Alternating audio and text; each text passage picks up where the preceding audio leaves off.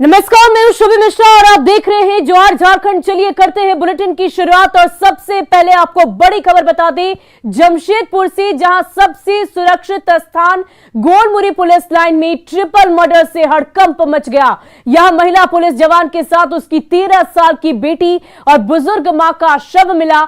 घटना की जानकारी मिलते ही एसएसपी प्रभात कुमार सहित कई पुलिस अधिकारी मौके पर पहुंचे और मामले की छानबीन में जुट गए हैं। पुलिस के मुताबिक 2 दिनों से महिला कांस्टेबल घर से बाहर ही नहीं निकली थी और घर बाहर से बंद था। घटनास्थल से कोई हथियार नहीं बरामद हुआ, मगर शरीर पर जिस तरह से चोट के निशान पाए गए उससे हत्या से इनकार नहीं किया जा सकता है।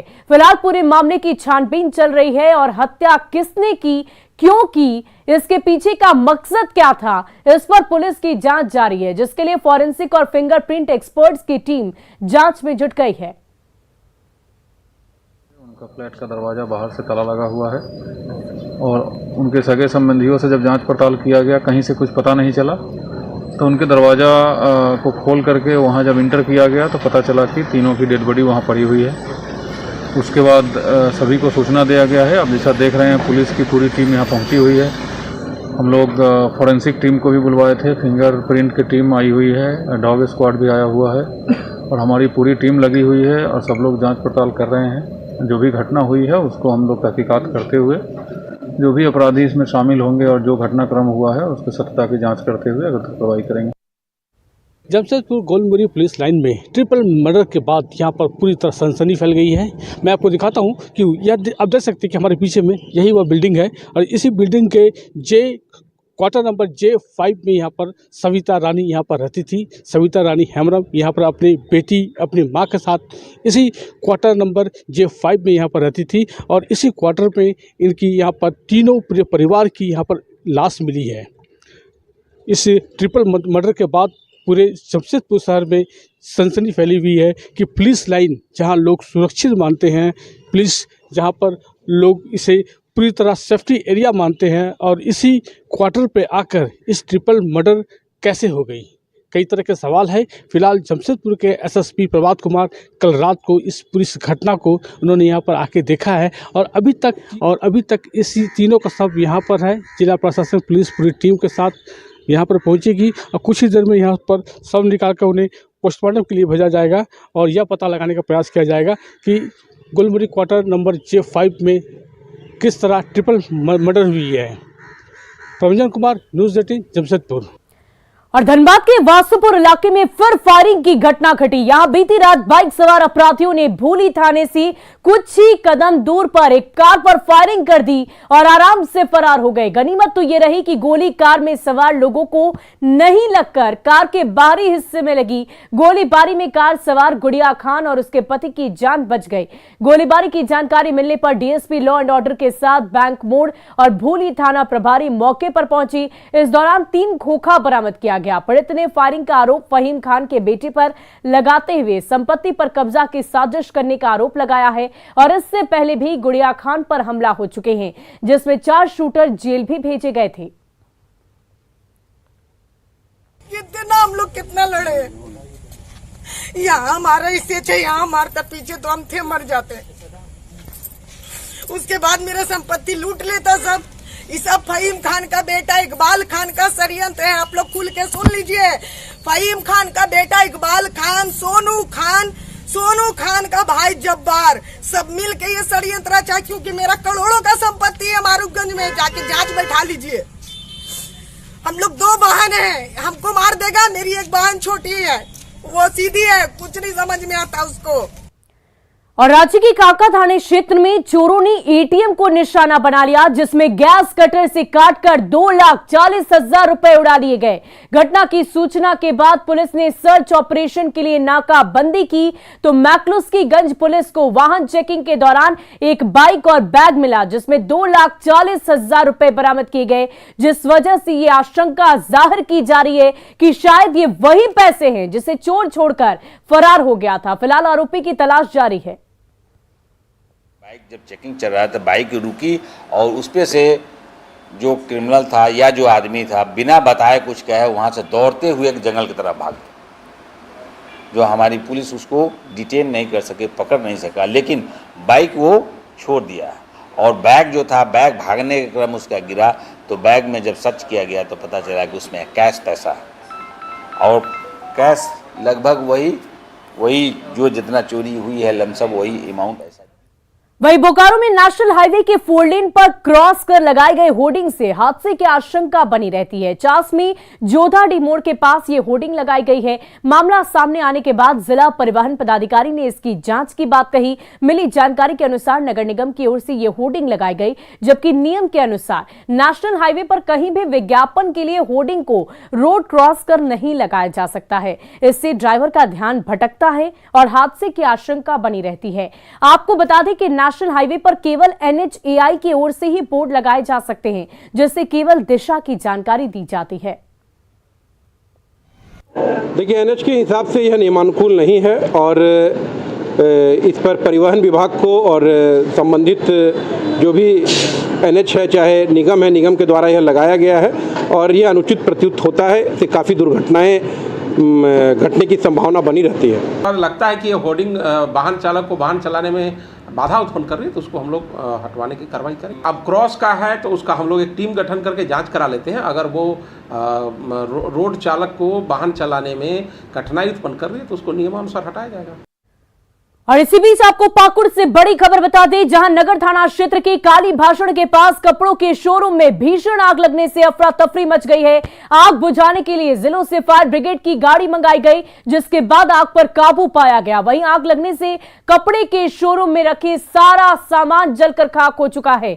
बताया जा रहा है कि शोरूम में शॉर्ट सर्किट की वजह से आग लगी और जैसे ही आग लगी कुछ ही देर में आग ने दुकान में रखे कपड़ों को अपनी चपेट में ले लिया। इस अगलगी में लाखों के नुकसान की आशंका जाहिर की जा रही है। आप तस्वीरों में देख सकते हैं किस प्रकार इस कपड़े के शोरूम में शॉर्ट सर्किट की वजह से जब आग लगी तो लाखों का सामान जलकर राख हो चुका है। तस्वीरों में आप नुकसान का अंदाजा देखकर लगा सकते हैं कि कैसे इस बड़े से शोरूम में शॉर्ट सर्किट की वजह से जब आग लगती है तो नुकसान काफी ज्यादा हो जाता है।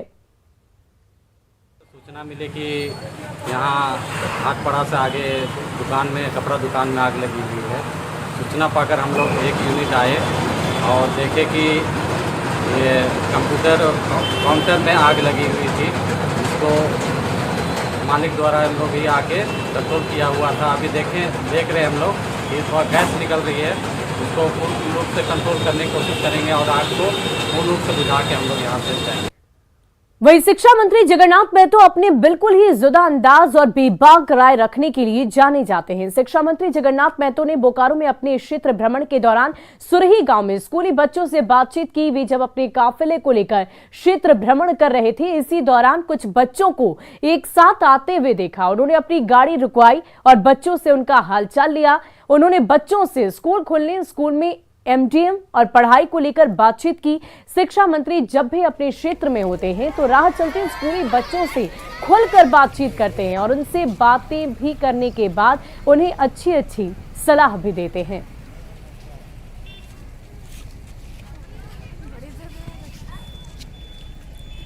और शिक्षा मंत्री जगन्नाथ महतो ने बोकारो में नावाडीह के उत्क्रमित उच्च विद्यालय सुरही का औचक निरीक्षण किया। शिक्षा मंत्री दोपहर 2 बजे स्कूल पहुंचे थे, जहां उन्हें एक भी विद्यार्थी नहीं नजर आया, जिसके बाद मंत्री ने फटकार लगाते हुए शिक्षकों को 1 दिन की हाजिरी काटने का निर्देश दिया। शिक्षा मंत्री ने कहा कि बच्चों के भविष्य के साथ खिलवाड़ नहीं होने दिया जाएगा।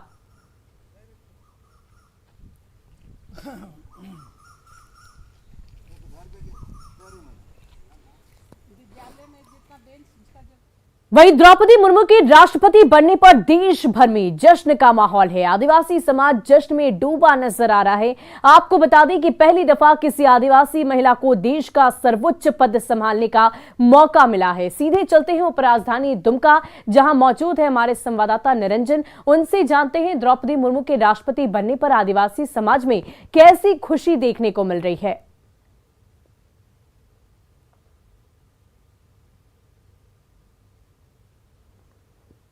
और ये उप राजधानी भी है झारखंड का। मेरे साथ कई ऐसे लोग जुड़े हुए हैं जो अपनी खुशी को व्यक्त करने के लिए यहाँ मौजूद हुए हैं हमारे साथ, यूट्यूब के साथ। बताइए आप। नाम है बीके जयमाला और हम ब्रह्मा कुमारी संस्था में हम लोग समर्पित हैं।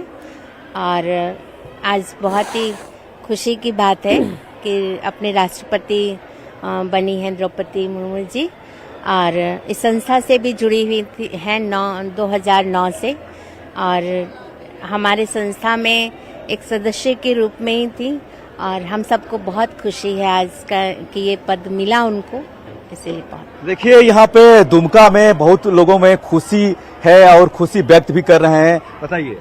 हम जनजाति समाज से आते हैं और मैं बधाई देना चाहता हूं द्रौपदी मुर्मू जी को कि इतने कष्ट में भी अपने बेटा खोया, अपने पति खोया, इतने कष्ट में भी अपने पेशेंस को नहीं खोया, वो संगठन को पकड़ करके इतना बड़ी पोस्ट को पाई। मैं पुनः उनको बधाई देता हूं। साथ में देश के प्रधानमंत्री को मैं बधाई देना चाहता हूं। एक गरीब वर्ग के लोगों को भी आपने राष्ट्रपति बनाया, हमारी ओर से प्रधानमंत्री को भी बहुत बहुत बधाई। बताइए। मैं जतिन कुमार, राष्ट्रपति पुरस्कार प्राप्त। मैं माननीय जो हमारी राष्ट्रपति बनी है मैडम का हमेशा सहयोग और आशीर्वाद मिला। उन्होंने कई कार्यक्रम में उनसे आशीर्वाद मिला और सीखने को मिला। जो इतनी आदिवासी महिला में आज़ादी के 75 वर्ष अमृत महोत्सव हम लोग मना रहे हैं, एक महिला को इतना बड़ा सम्मान मिला, ये हम लोग के लिए गर्व की बात है और युवाओं युवतियों को सीखने की है। जितनी कष्ट में वो आगे बढ़कर देश का नाम रोशन की, और जो समाज पिछड़ा था, जिनको लोग पिछड़ा मानते थे, जो सोचते थे जंगल में जमीन में रहने वाले हैं, उनको एक इतना बड़ा स्थान मिला। तो इसके लिए मैं उनको पुनः एक बार धन्यवाद और बधाई देता हूँ। धन्यवाद। मैं आदित्य नारायण महाविद्यालय दुमका में प्राध्यापक हूँ, प्रोफेसर अनंतलाल, और देश के 15वें राष्ट्रपति के रूप में आदिवासी समाज से पहली बार देश में प्रथम नागरिक के रूप में बनने वाली द्रौपदी मुर्मू जी को और इनको बनाने वाले ऐसे यशस्वी प्रधानमंत्री माननीय मोदी जी को बहुत बहुत बधाई देता हूँ कि ऐसे समाज को आगे कर करके केवल भारत ही नहीं पूरे विश्व में जो संदेश देना चाहिए वो दिए हैं। बहुत बहुत बधाई के पात्र हैं। मैं डॉक्टर हनीफ एसपी महिला कॉलेज में इंग्लिश का प्रोफेसर हूं। चूँकि प्रोफेसर होने के नाते यहाँ गवर्नर थी और उनसे बहुत ज़्यादा करीब में रही हूँ और बहुत ही सरल स्वभाव की रही हैं, और उम्मीद है कि दुमका जो यूनिवर्सिटी है ये सेंट्रल यूनिवर्सिटी बनेगा, बहुत सारी हमारी उम्मीद है। और आने वाले समय में जिस तरह से ये संघर्ष करके आगे बढ़ी है, गरीबी को देखी है, निश्चित रूप से हमारे लिए विकास का काम करेगी। बताइए। राधेश्याम वर्मा, सिविल सोसाइटी अध्यक्ष दुमका। मैं द्रौपदी मुर्मू जी को बधाई देता हूं। वो देश की जो है प्रथम नागरिक और सर्वोच्च पद पर जो है गई, और दुमका से उनका बहुत जुड़ाव था, और हम उनके लिए शुभकामना संदेश देते हैं कि राष्ट्रपति तो संवैधानिक देश का बहुत बड़ा पद है, लेकिन वो विश्व में अपनी जो है कीर्ति को और स्थापित करें, यही हमारी शुभकामना है। निवर्तमान राष्ट्रपति द्रौपदी मुर्मू, दुमका से लगाव रहा इनका। हमारे साथ और भी लोग हैं जिनसे सीधे बात करेंगे। बताइए, आप कहाँ से हैं? आप जी, नाम अमन राज हुआ, दुमका नगर से हैं। पहली बात तो हम बहुत बहुत धन्यवाद देना चाहते हैं पूरे भारतवासियों को कि और नरेंद्र मोदी को कि इतना छोटा समाज जैसे हम लोग सोचते हैं कि छोटा समाज है, छोटा समाज के लोग आगे नहीं बढ़ सकते हैं, लेकिन आज अगर देख रहे हैं कि संविधान जो लिखा था डॉक्टर बाबा भीमराव अम्बेडकर ने, ये जीता जागता उदाहरण जो नरेंद्र मोदी साहब ने दिया है, उनको मैं बहुत बहुत धन्यवाद देना चाहता हूं। और एक चीज इसमें सीख लेना चाहिए कि हमें समाज में जिस प्रकार से उन्होंने काम किया है, हमें भी उससे सीख लेना चाहिए कि समाज में हर वर्गों में काम करना चाहिए और अपने समाज को विकास करने की, उत्थान करने का हमेशा सोच रखना चाहिए। अमन राज, दुमका से। मेरा विमान सिंह हुआ, रानीश्वर 21 से मैं जिला परिषद हूँ, और बहुत ही हर्ष का विषय है कि आज जो हमारे राष्ट्रपति महामहिम राष्ट्रपति जो मिले देश को, ये गर्व का विषय है। इतना एक आदिवासी क्षेत्र से आते हुए और इतना माने नीचे स्तर का जो आज इतना बड़ा भारत का सबसे बड़ा गर्व का प्राप्त हुआ, ये हमारे लिए और हमारे पूरा देश के लिए बहुत ही बड़ा एगो सौभाग्य की बात है। और नरेंद्र मोदी, बताइए। मैं प्रेम केसरी, मैं हार्दिक बधाई देता हूं माननीय श्रीमती द्रौपदी मुर्मू जी को राष्ट्रपति बनने के उपलक्ष्य में, और उनका सेवा काल में हम लोगों ने जब राज्यपाल थी झारखंड की, तो हम लोगों ने उनसे बहुत सारी सेवाओं को पाया है। उनके विचार से, उनकी भावना से हम लोग अवगत हैं, क्योंकि वो ईश्वरीय विश्वविद्यालय से वो जुड़ी हुई है, और हमारी बहन बीके जयमाला के यहाँ उनका आना जाना था। और इस शब्द के साथ। और देखिए निरंजन, बहुत बहुत शुक्रिया हमारे साथ जुड़ने के लिए। वाकई उत्साह काफी ज्यादा है, उमंग काफी ज्यादा है, क्योंकि हो भी क्यों ना पहली दफा आदिवासी समाज से एक महिला को देश का सर्वोच्च पद मिला है। और चलिए अब बढ़ते हैं अगली खबर की ओर। जैक की ओर से मैट्रिक और इंटरमीडिएट का रिजल्ट घोषित हुए 1 महीने गुजर चुके हैं। इस परीक्षा में जो छात्र फेल हुए उनके लिए जैक की ओर से कंपार्टमेंटल एग्जाम लेने की तैयारियां की जा रही है, जिसके लिए आवेदन पत्र भरे जा रहे हैं, जिसकी आज अंतिम तारीख है। जैक अध्यक्ष ने बताया कि अगस्त के दूसरे हफ्ते से कंपार्टमेंटल परीक्षा शुरू कर दी जाएगी।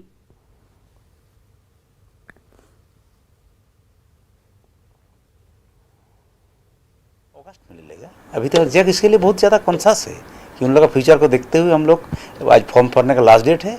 आज डेट के बाद पता चला कितना बच्चे फॉर्म भर रहे हैं, कितने बच्चे नहीं भर रहे हैं। उसी हिसाब से परीक्षा केंद्र तो निर्धारित किया जाएगा, उस हिसाब से जल्दी परीक्षा ले लेंगे। अगस्त में तो लेंगे ही परीक्षा। तो सर अगस्त के कब तक में शुरुआत? अगस्त में नहीं बोल पाएंगे, अभी तो बच्चे के ऊपर डिपेंड करेगा ना। अभी आप देखेंगे कौन कौन सब्जेक्ट में बच्चा किया, उसका फिर क्वेश्चन जो करना पड़ता है, उसके बाद प्रिंटिंग होगा, तब जाएगा। तो टाइम लगेगा, अगस्त में ले लेंगे। सेकेंड वीक तो होगा ही, सेकेंड वीक से चालू हो जाएगी। वहीं गुमला में डुमरी प्रखंड के +2 हाई स्कूल के प्रिंसिपल पर बड़ी लापरवाही के आरोप लग रहे हैं। प्रिंसिपल की लापरवाही से जिले में टॉप 3 में आने वाली छात्रा सम्मान पाने से वंचित हो गई। वहीं एडमिट कार्ड नहीं मिलने से छात्र झारखंड ओलंपियाड एग्जाम में शामिल नहीं हो पाए। शिकायत के बाद भी शिक्षा विभाग पर कार्रवाई नहीं करने के आरोप लग रहे हैं। इससे पहले भी वोकेशनल के प्रायोगिक परीक्षा का अंक स्कूल की लापरवाही से नहीं जुड़ पाया था, जिससे 76 विद्यार्थी उस विषय में फेल हो गए थे। लोगों ने आरोपी प्रिंसिपल और शिक्षकों पर कड़ी कार्रवाई की मांग की है।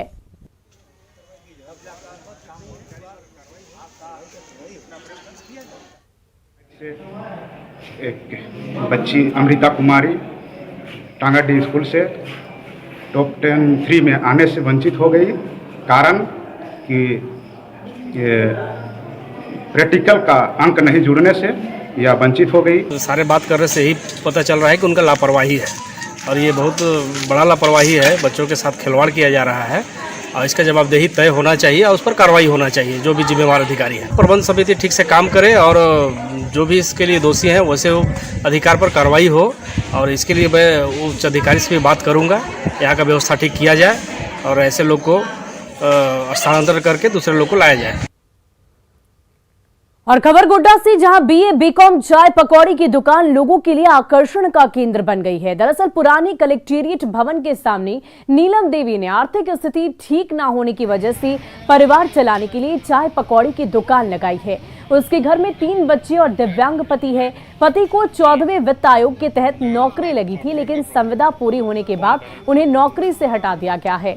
नीलम देवी खुद पंचायत सेवक है, जो गांव में आवास योजना की जियो टैगिंग करती है। नीलम ने 2016 में गोड्डा कॉलेज में हिंदी ऑनर्स में स्नातक पास किया है। नीलम का साथ BCom पास उनकी बहन प्रियंका भी देती है और नौकरी का इंतजार कर थक चुकी है।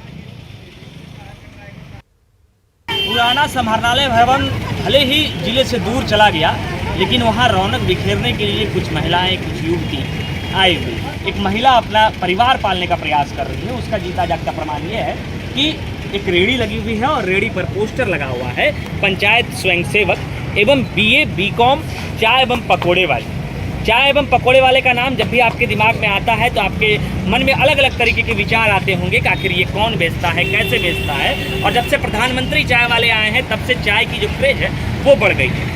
और आज एक चाय और पकोड़े बनाने वाली जो एक महिला है उसने रेहड़ी लगाई है। दरअसल इस महिला का कहना है कि ये पंचायत स्वयंसेवक है और पंचायत स्वयंसेवक तो रहते हुए इनकी जो सैलरी आती है वो लंबे अंतराल पर आती है। साल में एक दफ़ा आता है, बहुत ही कम आता है। इनकी माने तो इनके पति जो है वो भी दिव्यांग है और परिवार को चलाने के लिए काफ़ी मुश्किलें इनको उठानी पड़ती हैं। सर यहाँ की सरकार का कहना है कि पढ़े लिखे से कुछ नहीं होगा, सिर्फ नौकरी का भरोसा मत करो, अपने पैर पे भी खड़ा हो, कुछ काम अपना भी करो। इसीलिए हम सोचे कि इतना डिग्री लेके इतना दिन से बैठे हुए हैं तो कुछ अपना करेंगे। मेरा आर्थिक स्थिति कमजोर पूरा हो गया, इसलिए अपना मन में ठाने के अपने पैर पे खड़ा होकर अपना कुछ करें। कहाँ तक पढ़ाई की है? हम BA हैं। कहाँ से ये किया? गोड्डा कॉलेज से। कुछ जॉब भी कर रहे थे आपने बताया? हाँ किए थे, हम कर रहे हैं। पंचायत सचिवालय स्वयंसेवक हैं। उसमें कभी भी कर रहे हैं? हाँ कर रहे हैं। उसमें क्या तकलीफ? उसमें भी सर सैलरी नहीं मिल रहा, प्रोत्साहन राशि पे बहाल हुआ था, जो कि समय पे प्रोत्साहन राशि नहीं मिलती है। इस वजह से ये था। हाँ। आपके पति भी बता रहे थे कि हाँ, पति भी हमारे 14वें वित्त आयोग में थे, जो कि उनको भी 2020 में नौकरी से हटा दिया गया। परिवार को पालने के लिए जब इनकी आर्थिक स्थिति बिगड़ने लगी तो उसे संभालने का इन्होंने प्रयास किया है और गोड्डा के बाजार के बीचों बीच ये दुकान इन्होंने लगाई। गौरव झा, न्यूज़ 18 गोड्डा। और सावन के महीने की शुरुआत हो चुकी है। बोलबम की जयकारे के साथ पूरी बाबा नगरी गुंजायमान हो रही है। बाबा नगरी बैद्यनाथ की कांवर को लेकर देश भर से भक्त भोले शंकर के जलाभिषेक के लिए बाबा नगरी पहुंच रहे हैं। ऐसे में रांची के पहाड़ी मंदिर में भी श्रद्धालुओं का जत्था बाबा के दर्शन के लिए रवाना हुआ है। श्रद्धालु बाबा धाम की यात्रा को लेकर काफी उत्साहित नजर आ रहे हैं।